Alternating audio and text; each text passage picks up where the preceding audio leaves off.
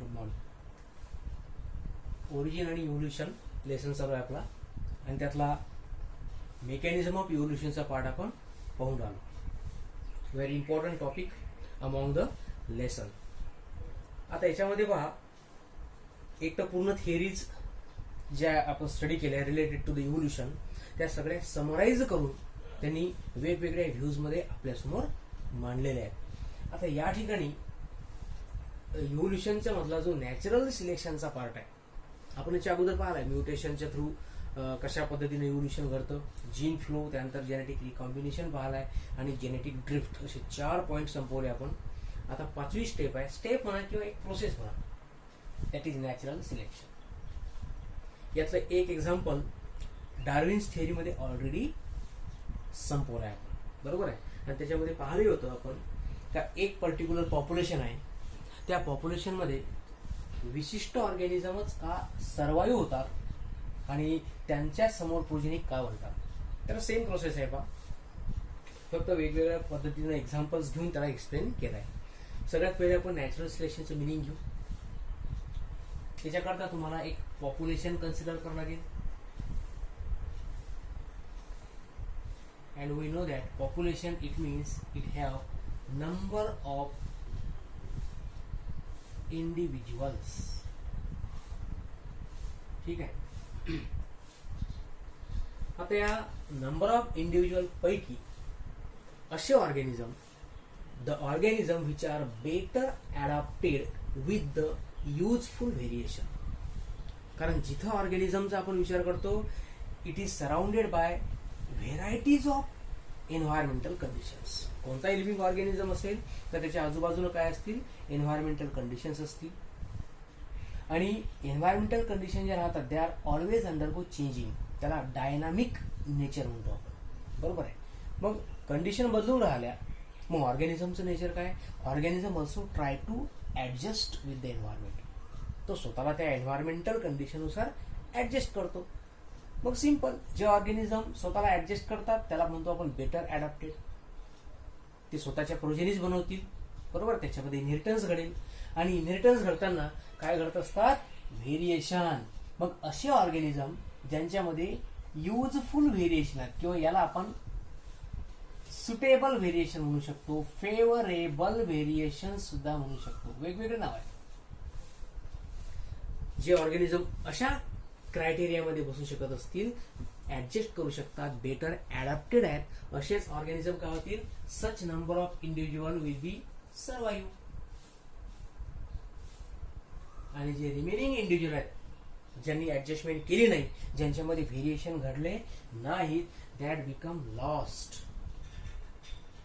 ते सर्वाईव्ह करणार नाहीत आणि हळूहळू त्यांची जनरेशन कमी होऊन जाईल and finally they will be discarded by the nature. मग आता ज्यांचं सर्वायवल झालं, याचा अर्थ नेचरनी या इंडिव्हिज्युअलचं काय केलंय, सिलेक्शन केलंय. That's why the process is called as natural selection. Very simple, बरोबर आहे. मग आता यांच्यापासून वेगवेगळ्या पद्धतीचे इंडिव्हिज्युअल बनतील, नवीन नवीन स्पेसीज बनतील, म्हणून आपण त्याला डिफरन्शियल रिप्रोडक्शन म्हणतो. हे झालं आपलं इंट्रोडक्टरी पार्ट की नॅचरल सिलेक्शन म्हणजे काय. आता आपल्याला याचे समोर टाइप्स दिले आहेत. जर आपण मेकॅनिझम पाहून राहिलो म्हणजे तुम्हाला पूर्ण प्रोसेस नॅचरल सिलेक्शनचा आपण एकच एक्झाम्पल पाहिलाय, पण जेव्हा जेव्हा एक्झाम्पल बदलेल त्याच्यानुसार त्याचा थोडासा त्याच्यामध्ये चेंजेस पण होतात, त्या प्रोसेस थोड्या बदलतात. मग आता कसं स्टडी कराल तुम्ही, तर एक्झाम्पल स्टडी करायच्या अगोदर तुम्ही हे समजून घ्या की हे जे नंबर ऑफ इंडिव्हिज्युअल्स आहेत याचे टाईप कोणकोणते असतात. कोणत्याही पॉप्युलेशनमध्ये जे इंडिव्हिज्युअल आहेत, that individuals are mainly of the two types. पहिला टाइप आहे एक्स्ट्रीम्स आणि दुसरा आहे इंटरमिजिएट.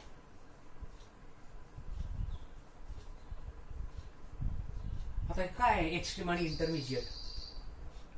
आता पहा, एक सिंपल लँग्वेज मध्ये जर घेतो म्हटलं आपण, तर असे इंडिव्हिज्युअल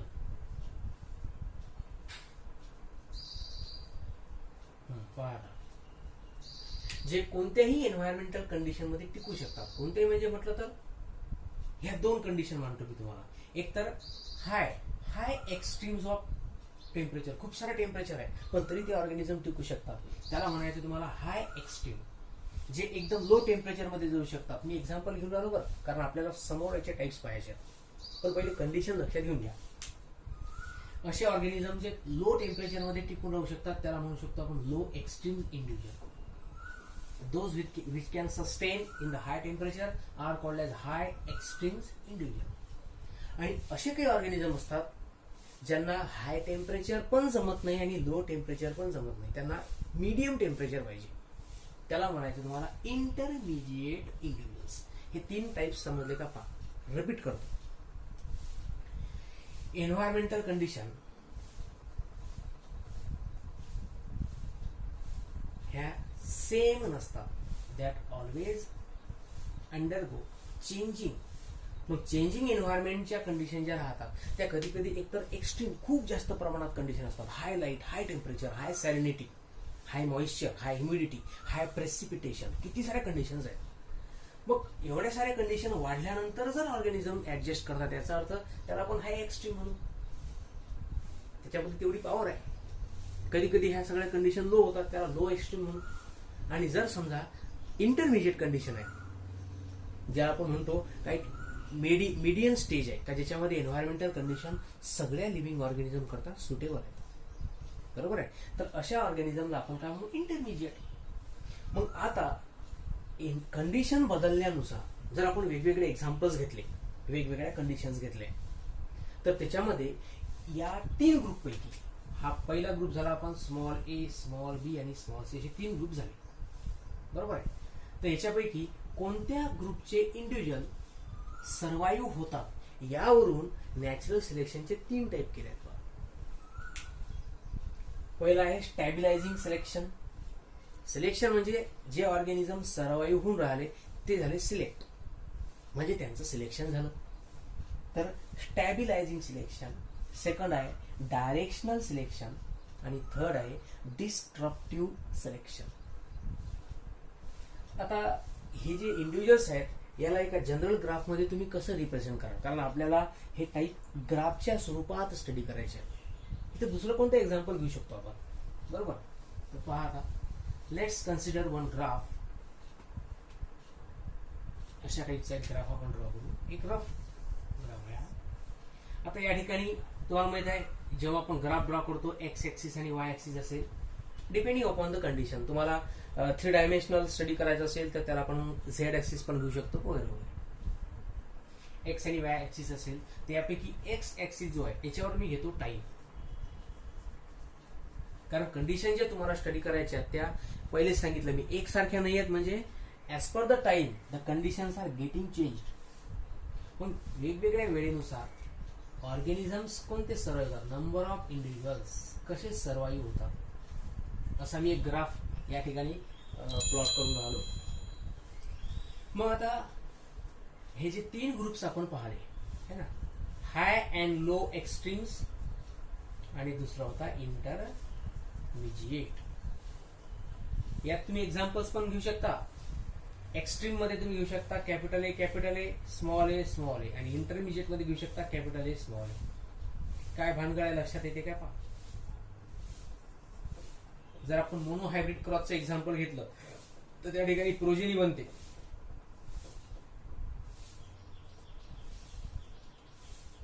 कसं आहे, मी एक्झाम्पल असे घेऊन राहिलो त्याचे चटकन तुमच्या लक्षात येऊन जातील. एक होमोझायगस डॉमिनंट असतो, एक हेट्रोझायगस डॉमिनंट असतो आणि दुसरा होमोझायगस रेसेसिव्ह असतो. नंबर ऑफ इंडिव्हिज्युअल जास्त कोणते राहतात, शक्यतो हायब्रिड वाले आपण पाहतो, बरोबर आहे.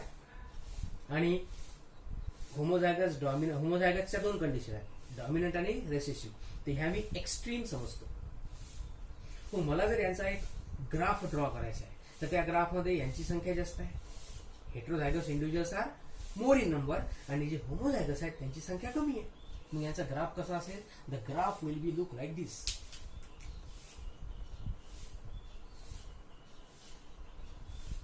हा एक कॉमन ग्राफ आहे. असं समजा की ही जी संख्या आहे ही आहे डॉमिनंट इंडिव्हिज्युअलची, ही जी संख्या आहे मधातली ही आहे हेट्रोझायगसची, म्हणजे डॉमिनंटच आहे पण हेट्रोझायगस आहे, आणि तिसरे जे नंबर आहे ही आहे रेसेसिव्हची. यांची संख्या जास्त होईल. हा एक नॉर्मल ग्राफ आहे. म्हणजे a particular population can be represented in the form of such type of the graph. आता इथं कंडिशन बदलल्यानंतर कोणते इंडिव्हिज्युअल सर्वाईव्ह करतील आणि कोणते इंडिव्हिज्युअल सर्वाईव्ह करू शकणार नाही हे तुम्हाला पाहायचं आहे. आणि त्याच्यावर मग डिपेंड राहील की नॅचरल सिलेक्शन कोणतं आहे. So let's take one example. आता एक पहिला आपण एक्झाम्पल घेऊ पहा. वेट म्हणजे एका पॉप्युलेशन मध्ये 3 प्रकारचे इंडिव्हिज्युअल आहेत. असे काही इंडिव्हिज्युअल आहेत. आता हे डायग्राम आपण काढून टाकू. पहिली कंडिशन पाहून राहिलो आपण आणि त्यात एक्झाम्पल घेऊन राहिलो आपण. Individual related to be height, sorry not height, weight. Height येऊ शकता. मग आता असे काही इंडिव्हिज्युअल आहेत ज्यांच्यामध्ये वेट खूप आहे, हाय वेट. असे काही इंडिव्हिज्युअल आहेत ज्याच्यामध्ये लो वेट आहे. असे इंडिव्हिज्युअल आहेत ज्याच्यामध्ये इंटरमिजिएट वेट आहे. अरे आपल्या सराउंडिंग मध्ये, आपल्या सोसायटीमध्ये ऑब्झर्वेशन करा तुम्ही. सगळ्या इंडिव्हिज्युअलचं, सगळ्या ह्युमन बिईंगचं वेट सारखं असणार आहे काय? बरोबर आहे. तर काहींचं वेट खूप असते, काहींचं वेट कमी असते. बरोबर आहे. आणि काही मीडियम वेटचे असतात इंडिव्हिज्युअल. बरोबर आहे. मग आता या ठिकाणी नेचरचं म्हणणं काय? Stabilising selection. Such selection which select only intermediate individual. अशा इंडिव्हिज्युअलचं सिलेक्शन केलं जाईल जे कोणत्या क्रायटेरियामध्ये बसतात? इंटरमिजिएट. ज्यांचं वेट जास्त पण नाहीये, अति जास्त पण नाहीये, अति कमी पण नाहीये, मध्यम वेट ज्यांचं असेल. बरोबर आहे. म्हणजे एज समजा आता 18 वर्षाचं एज असेल, मग नियर अबाउट 18 एज जर असेल तर त्या व्यक्तीचं वेट असायला पाहिजे. म्हणजे हाईटनुसार आहे, त्याच्या बॉडी एजनुसार असं वेगवेगळ्या पद्धतीनं वेट असतं. बरोबर आहे. मग 5 ते 6 फुटाच्या आसपास जर एखादा व्यक्ती असेल 60 किलोग्राम हे त्याचं वेट असायला पाहिजे. एक नियर अबाउट म्हणून झालं मी ऍव्हरेज. मग एज सारखी आहे, हाईट सारखी आहे, पण तेवढ्या हाईटमध्ये एखाद्याचं वेट खूप जास्त आहे, मग तो झाला हाय एक्स्ट्रीम. त्याला काय म्हणायचं तुम्हाला? हाय एक्स्ट्रीम. हाईट तेवढीच आहे पण वेट एकदमच कमी आहे, 30 किलोच आहे, तर याचा अर्थ तो झाला लो एक्स्ट्रीम. आणि जो मिडल 58-60 किलोग्रामच्या आसपास त्याचं वेट असेल त्याला आपण काय म्हणू? इंटरमिजिएट. मग मला सांगा नेचरमध्ये कोणते इंडिव्हिज्युअल सर्वाईव्ह करतील? इंटरमिजिएट. कारण यांचं जास्त आणि कमी वेट असल्यामुळे ते टिकू शकणार नाही. कसं काय टिकणार नाही सांगा बरं मला? तो म्हणसाल आमच्या सोसायटीमध्ये भारीच्या भारी लोक आहेत पण ते टिकू शकतात. प्रॉब्लेम तो नाही आहे. एका इंडिव्हिज्युअलचा विचार नाही करायचा आहे. We have to focus on the complete population आणि स्टडी करायचा आहे जनरेशन टू जनरेशन. अशा हजारो जनरेशन झाल्यानंतर कधी त्याचा रिझल्ट दिसतो. एक जनरेशन स्टडी केला म्हणजे तुम्हाला रिझल्ट नाही मिळणार आहे. तो एक्सपेरिमेंटच नाही आहे. Experiment should be repeated several time to get the perfect result. मग या ठिकाणी हाय वेट असणारे जे इंडिव्हिज्युअल आहेत ते काही काळापर्यंत जगतील. नंतर त्या वेटनुसार काय होईल? त्याच्या बॉडीवर त्याचा इफेक्ट होईल. त्याचं एक्झाम्पल तुम्हाला देतो मी. Dolly sheep. वेटचे एक्झाम्पल कोणतं देणार मी तुम्हाला? Dolly ship. याचं क्लोनिंग केलं होतं पहा एक्सपेरिमेंटमध्ये. Cloning was successful but due to high weight the Dolly sheep get died. म्हणजे एक्सपेरिमेंट ऍक्च्युअली तो अनसक्सेसफुल झाला. का? वेट वाढलं. म्हणजे इथं लक्षात येते की वेट हा एक असा कन्सेप्ट आहे नेचर मधला का ज्याच्यामध्ये एक्स्ट्रीम वेट सहन होत नाही. त्याला वेट किती पाहिजे? ऑप्टिमम पाहिजे. सहन होण्यासारखंच वजन असेल तर ऑर्गॅनिझम टिकतं. मग मला जर सांगायचं आहे की या ठिकाणी इंटरमिजिएट हा जो वेट इंटरमिजिएटचा इंडिव्हिज्युअल आहे याची संख्या वाढणार आहे आणि हे 2 एक्स्ट्रीम वाले यांची संख्या काय होईल? कमी. मग हा ग्राफ जर मला इथं ड्रॉ करायचा आहे, आपण इथंच काढला हे सेम आहे, पण हळूहळू जनरेशन वाढल्यानंतर काय होईल? हा जो इंटरमिजिएट ग्रुप आहे मधातला, म्हणून मी त्याला काय म्हटलंय? हायब्रिड म्हटलं किंवा इंटरमिजिएट, याची संख्या वाढत जाईल. म्हणजे आपण ग्राफ ड्रॉ करताना सुरुवातीला कसा ड्रॉ केला होता? हे पहा, जो ब्ल्यू कलरचा ग्राफ दिसलो हा सुरुवातीचा आहे. या ठिकाणी हाय एक्स्ट्रीम, इंटरमिजिएट आणि लो एक्स्ट्रीम असे इंडिव्हिज्युअल आहेत. पण आता संख्या कोणाची वाढली? फक्त इंटरमिजिएटची. हा इंटरमिजिएटचा जो ग्रुप आहे याची संख्या मी जास्त काढलेली आहे. बरोबर आहे. हा आहे हाय एक्स्ट्रीम, हा आहे लो एक्स्ट्रीम आणि हा झाला आपला इंटरमिजिएट. किंवा याला आपण म्हणू शकतो इट हॅज मीडियन व्हॅल्यू. अशा इंडिव्हिज्युअलची संख्या वाढलेली आहे, तेच सर्वाईव्ह होतील आणि बाकीचे डिस्कार्ड होतील. म्हणून त्या त्या सिलेक्शनला आपण म्हणायचं स्टॅबिलायझिंग सिलेक्शन. कारण त्यांनी ती पॉप्युलेशन त्या ठिकाणी स्टेबल केली आहे. कोणत्या ठिकाणी स्टेबल केली? इंटरमिजिएट. यांचीच प्रोजेनी बनणार, यांच्याच पासून नवीन स्पीशीज तयार होईल, यांचंच इनहेरिटन्स घडणार. That is stabilising selection. Example बदललं का ग्राफ सुद्धा बदलतात. Second, directional selection. आता याच्यावरून लक्षात तुम्हाला काय घ्यायचं आहे? नेचर सिलेक्शनची जी प्रोसेस आहे it is directed to extreme. जसं आपण आता पहिल्या केसमध्ये पाहिलं, कोणतीच एक्स्ट्रीम कंडिशन सिलेक्ट नाही झाली, ना हाय ना लो, मधातली कंडिशन सिलेक्ट झाली होती. आता काय इंटरमिजिएट सिलेक्शन नाही होत, एक तर हाय होईल किंवा लो होईल. एका डायरेक्शननं नेचर सिलेक्शन करून राहिलं आणि तेच पॉप्युलेशन जे आहेत, तेच इंडिव्हिज्युअल जे आहेत ते हळूहळू नेचरमध्ये वाढतील and they make their progeny. मग आता याच्याकरता एक्झाम्पल बदलावं लागेल. एक्झाम्पल घ्या, इंडस्ट्रियल मेलॅनिझम आहे का आपल्याला माहित? आपण या इंडस्ट्रियल मेलॅनिझम मध्ये एक्झाम्पल घेतलं तर पहा, पेपर मॉथ्स.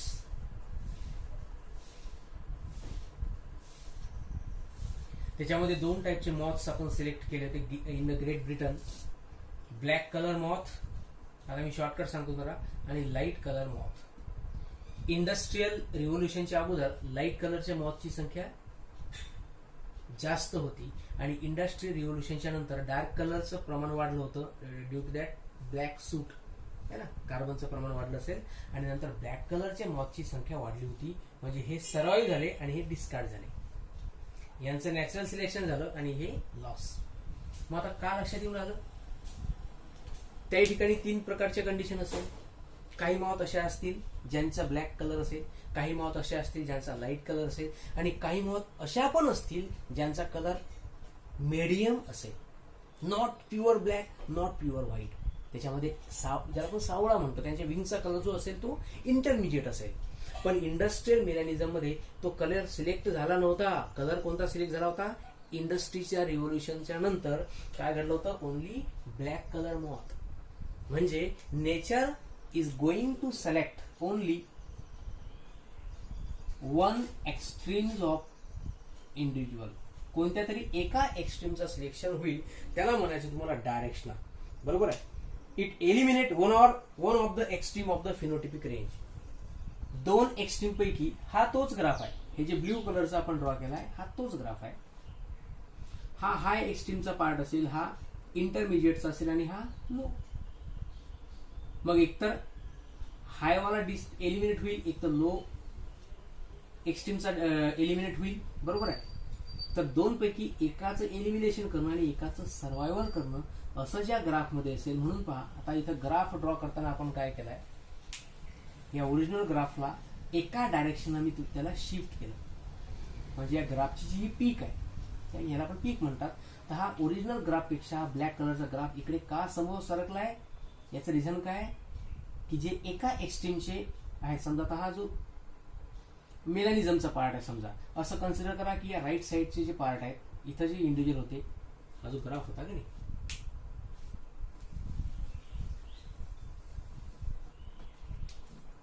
हा जो आपण ग्राफ ड्रॉ करतो, असं समजा की इथं लाईट कलरच्या मॉथ्स वाढल्या, इथं मीडियम कलर आहे आणि इथं जो आहे तो डार्क कलर आहे. मग डार्क कलरच्या मॉथची संख्या वाढली आहे ना, मग हा जो ग्राफ आहे हा इथं न पीक देता, इथंही जास्त ग्राफ न करता हा ग्राफ मी कुठं ड्रॉ करेल? डार्क मध्ये. So this graph will be like this. म्हणून ओरिजिनल ग्राफ पासून हा ग्राफ मी साईडला डायरेक्ट केला, म्हणून त्याला म्हणायचं तुम्हाला directional selection. Systematic elimination of homozygous recessive individual. काही डोक्याला ताप नका घेऊ, मी पहिलेच सांगितलं की ह्या ज्या एक्स्ट्रीम कंडिशन आहेत याला होमोझायगस डॉमिनंट आणि रेसेसिव्ह कन्सिडर करा, आणि मधातले जे आहेत त्याला तुम्ही हेट्रोझायगस कन्सिडर करा. मग इथे एलिमिनेशन कोणाचं झालं? एका एक्स्ट्रीमचं. कोणत्या? थर्ड पार्टीचं. त्याला आपण म्हणतो होमोझायगस रेसेसिव्ह वन. ओके. कसं आहे, एक्झाम्पलच्या नुसार लक्षात घ्या. दुसरं जर घेतलं तुम्ही एक्झाम्पल, समजा डीडीटी रेजिस्टंट इन्सेक्ट. समजा एक पर्टिक्युलर क्रॉप आहे, आपण बीच पार्ट म्हणून राहिलो. A crop is affected by number of insects and suppose that are 100 insect. जास्त असते पण आपण 100 कन्सिडर करू. त्यातलं आता सध्याच्या कंडिशनला जर आपण पाहिलं तर टोढाळ ते इन्सेक्ट येऊन राहिले की नाही, तर त्याच्यापैकी सगळे इन्सेक्ट जे आहेत त्याचं काम आहे to attack on the crop. मग त्याला आपण क्रॉपला प्रोटेक्शन करण्याचा प्रयत्न करू, काही इन्सेक्टिसाइड वापरू आहे की नाही, काही स्प्रेज वापरू. तर त्याच्यापैकी मॅक्झिमम जे इन्सेक्ट आहे त्याला आपण डिस्ट्रॉय करू शकतो. पण काही इन्सेक्ट असे राहतात दॅट बिकम सर्वाईव्ह. सगळे नाही टिकणार पण काही ना काही टिकू शकतात. पण ते एका दिवसात नाही, एका सीझनमध्ये सुद्धा नाही, त्याला वेळ लागेल. Now consider out of this 100 near about 85% insect become died. Not dead, they become killed. का किल केले?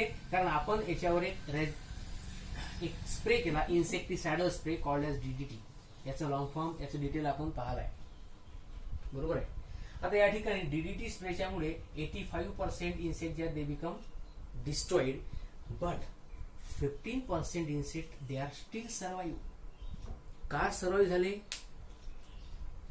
कारण या कमीत कमी इन्सेक्टमध्ये एक स्वतःची रेजिस्टिव्ह पॉवर डेव्हलप झाली, बरोबर आहे. आणि ते हे जे इन्सेक्टिसाइड आहे हा एक त्यांच्याकरता एक्स्ट्रीम कंडिशन झाली.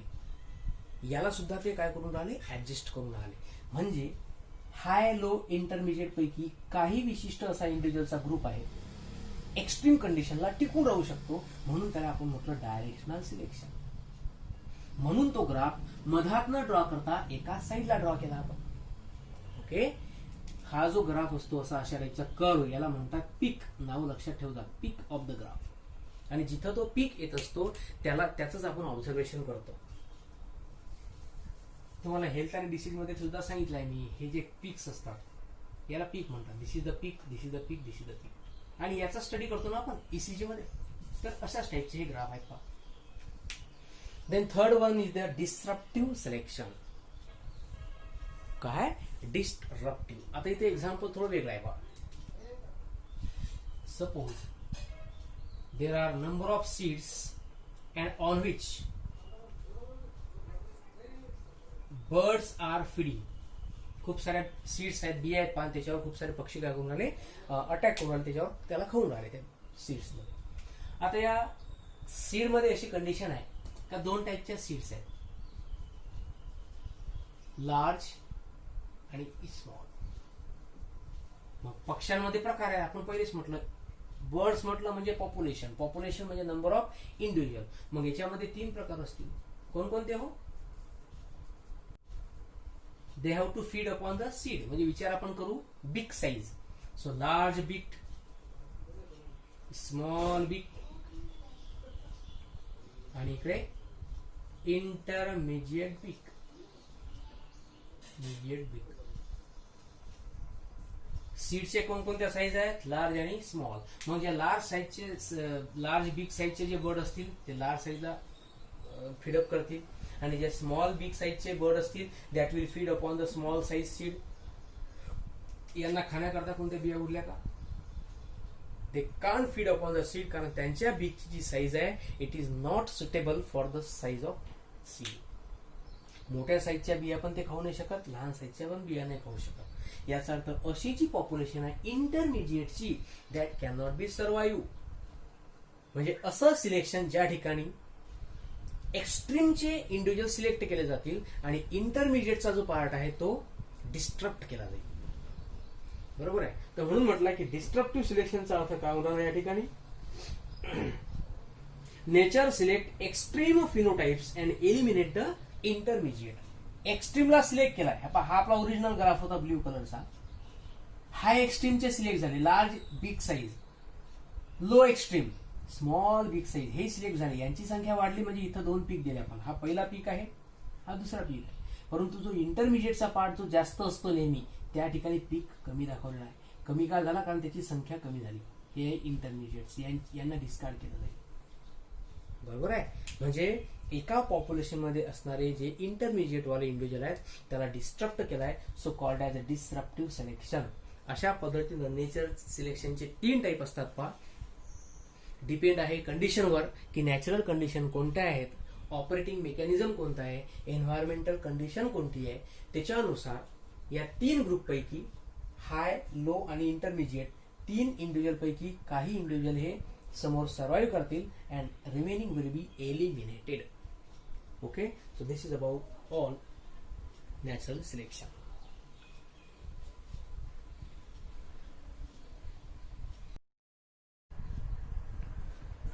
मेकॅनिझम ऑफ इव्होल्युशन मधला आता एक तर आयसोलेशनचा पार्ट राहिला आपला आणि स्पेशिएशन, हे एवढे सगळे रिमेनिंग पोर्शन आपण कम्प्लीट केले.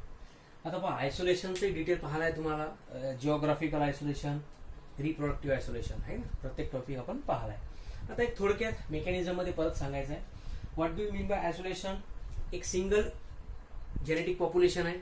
जेनेटिक पॉप्युलेशन म्हटलं म्हणजे among all the individual of that population there should be interbreeding. त्याच्यामध्ये इंटरब्रिडिंग व्हायला पाहिजे, एक फर्टाईल प्रोजेनी बनायला पाहिजे आणि जनरेशन कंटिन्यू व्हायला पाहिजे ना. There should be perpetuation of the generation.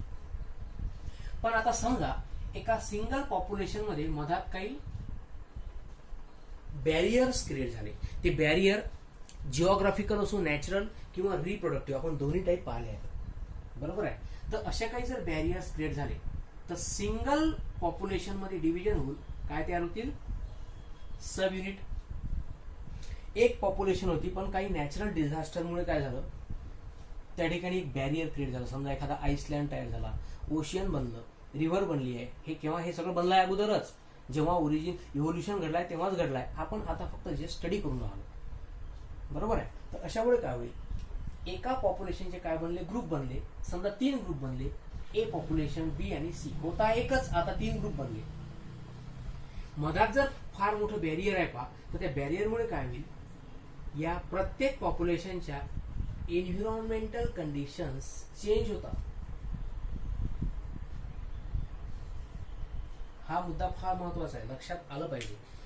Separate झालेल्या जे ग्रुप राहतात ते प्रत्येक ग्रुप आता इंडिव्हिज्युअल बनले, कारण त्यांच्या मधात जर समजा एखादं माउंटेन सारखं मोठं बॅरियर आहे तर एका माउंटेनच्या बाजूला वेगळ्या एन्व्हायरमेंटल कंडिशन असतील, कारण माउंटेनमध्ये कॅपॅसिटी आहे, they can direct the air, they can change the direction of the air. आणि त्याच्यानुसार मग rainfall, precipitation, moisture, environmental condition कशा राहतील हे सगळ्या बदलतात. हे सगळं नेचरचा पार्ट आहे. मग इथं कंडिशन वेगळ्या, इथं वेगळ्या, इथं वेगळ्या. मग यांची पॉप्युलेशन वेगळ्या पद्धतीनं सर्वाइव्ह होईल, त्यांच्या जनरेशन, त्यांच्या स्पीशीज वेगळ्या पद्धतीचे असतील, कॅरेक्टर थोडेफार बदलतील, यांचे कॅरेक्टर बदलतील, यांचे पण. म्हणजे 3 पॉप्युलेशन वेगवेगळ्या स्पीशीज बनवून राहिले, बरोबर आहे. आणि का बनले? कारण त्या पॉप्युलेशनला डिवाइड केलं गेलं, त्यांचे ग्रुप बनले. का बनले? तर आयसोलेशन घडले. म्हणजे आयसोलेशन जर घडलं तर नवीन ठिकाणी वेगवेगळ्या पॉप्युलेशनचे ग्रुप तयार होऊन स्पीशीज बनवायला लागतात, म्हणजे तिथं सुद्धा इव्होल्युशन घडतं. So this is one kind of the isolation. कारण आता या ग्रुपमध्ये जे बॅरियर आहेत ते बॅरियर काय, दे बिकम द रेस्ट्रिक्शन. ते मधात एक अडथळा निर्माण करतात. आता ए आणि बी पॉप्युलेशन मध्ये कोणताही इंडिव्हिज्युअल जीन शेअर करणार नाही. There will be no gene flow, restrict केला जाईल, कारण मधात फार मोठं बॅरियर आहे.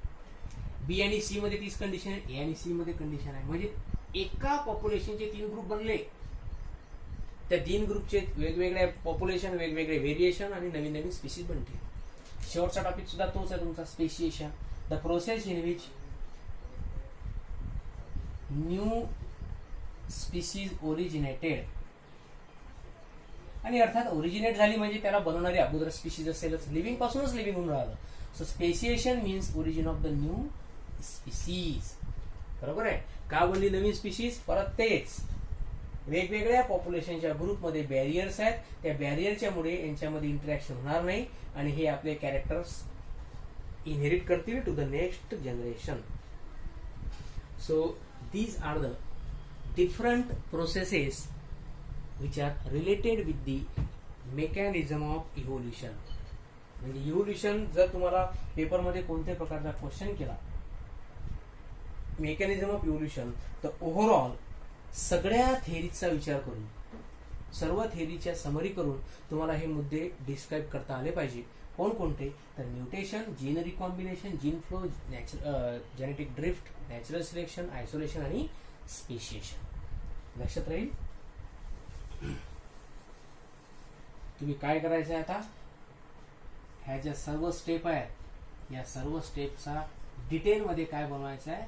Flow chart. अर्थात त्याच्यामध्ये मग तुम्ही डेफिनेशन इन्क्लूड करू शकता, प्रोसेस इन्क्लूड करू शकता आणि महत्वाचं म्हणजे एक्झाम्पल सुद्धा इन्क्लूड करायचे आहेत. दिस विल बी युअर होमवर्क. तसं तर जो टॉपिक शिकवला त्याला राईट करा, त्याचं पाठांतर करा, लर्न ज्याला म्हणतो आपण, त्या सगळ्या गोष्टी करणं होमवर्क असते. पण हे दिलं म्हणजे काय? एक फ्लोचार्ट तुमच्या डोळ्यासमोर असला का त्याच्यावरून तुम्ही पूर्ण टॉपिक पाहिजे तेव्हा रिकवर करू शकता. ओके. आता उद्याला जो आपला टॉपिक राहील तो आहे हार्डी-वेनबर्ग प्रिन्सिपल किंवा इक्वेशन सुद्धा म्हणू शकता. तर इव्होल्युशनरी थिअरीमध्ये त्याचा सुद्धा एक फार मोठं महत्त्वाचा पार्ट असतो पहा. So that will be seen in the next lecture. ठीक आहे. थँक्यू.